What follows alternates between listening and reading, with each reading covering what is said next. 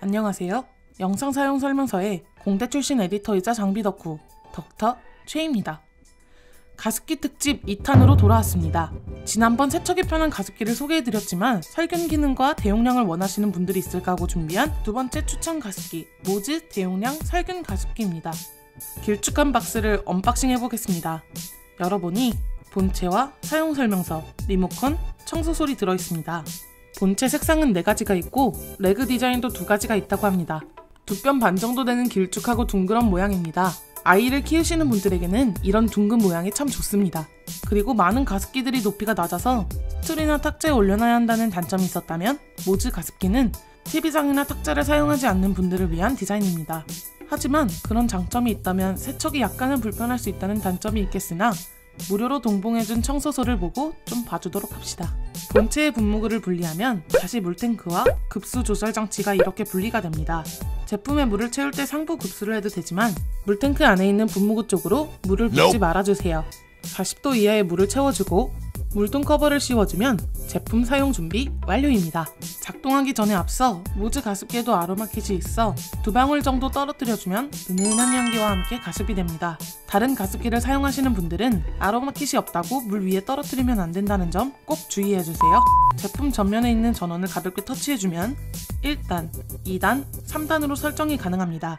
분무량의 차이는 이렇습니다.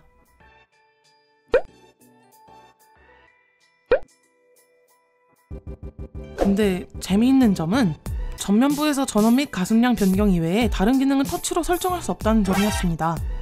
참 웃기죠? 그럼 리모컨을 이용해 다른 기능도 설명해드리겠습니다. 시간 버튼을 누르면 1시간에서 12시간까지 타이머를 설정할 수 있습니다. 습도 버튼은 실내 습도를 50에서 80%까지 설정하면 설정한 습도량과 현재 습도량에 따라 적절하게 분무량을 조절하며 작동됩니다.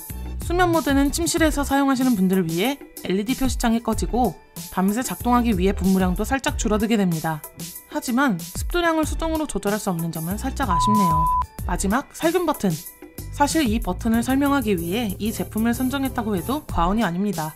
살균 버튼을 누르면 물탱크 안에 있는 UV 램프가 켜지면서 살균을 시작합니다. 수존의 살균이 99%라고 하네요. 자외선 램프는 보통 소독기나 어항수조의 이끼를 제거하기 위한 살균용으로 많이 쓰이는데 눈에 보이는 파장이 아니기 때문에 보통 파란색 LED 램프와 같이 쓰이게 됩니다. 하지만 모즈 가습기에는 LED 표시가 없어 이게 켜졌는지 꺼졌는지 또는 고장이 났는지 확인할 길이 없어 아쉽습니다. 그래도 살균을 켜놓으면 계속 물이 소독되고 있어 안심이 되고 또 물탱크 안쪽에는 은나노 코팅이 되어 있어 좀 더 안심할 수 있는 가습기라고 할 수 있겠습니다.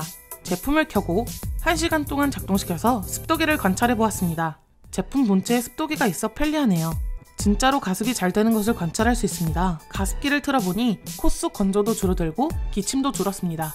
잔병치레는 안 할 것 같네요. 또한 코 고는 소리도 줄어든다고 하니 코를 고는 배우자가 있으시다면 꼭 가습기 구매해야 할 것 같습니다. 수면과 함께하는 가습기 최고야. 짜릿해. 촉촉한 게 최고야.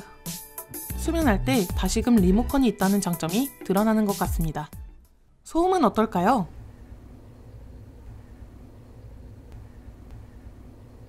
와우. 오랜 시간 동안 3단계로 가동하니 단점이 보였습니다. 제품 위쪽에 물이 고여 있었습니다. 그래서 살짝 움푹 파이도록 디자인된 것일까요?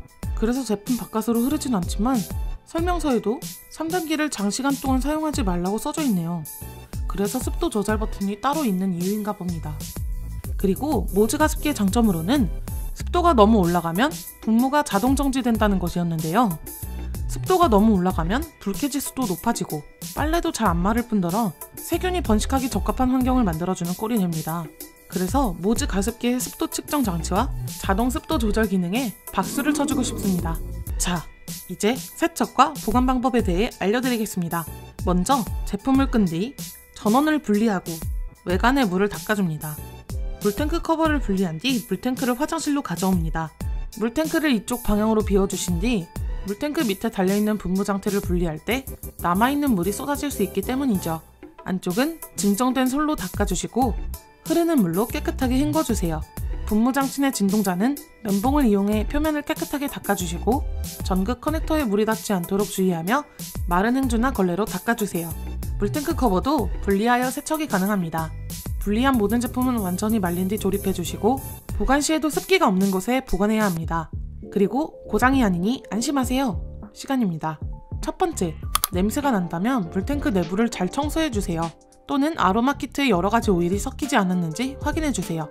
두 번째, 물 보충은 했는데 물 보충 램프에 불이 들어온다면 급수 조절 장치가 제대로 끼워져 있는지 확인하세요. 세 번째, 분무가 제대로 되지 않는다면 분무량을 높여주시거나 진동자를 청소해주시고 습도 조절 기능이 켜져 있는지 확인해주세요. 마지막 주의사항을 알려드리겠습니다.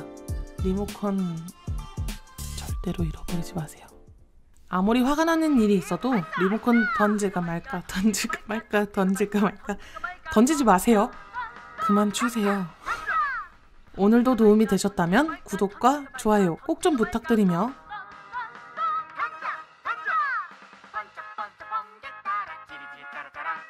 오늘도 합리적인 소비, 올바른 기계생활, 깨끗한 환경 모두 챙기시길 바랍니다. 영상 사용 설명서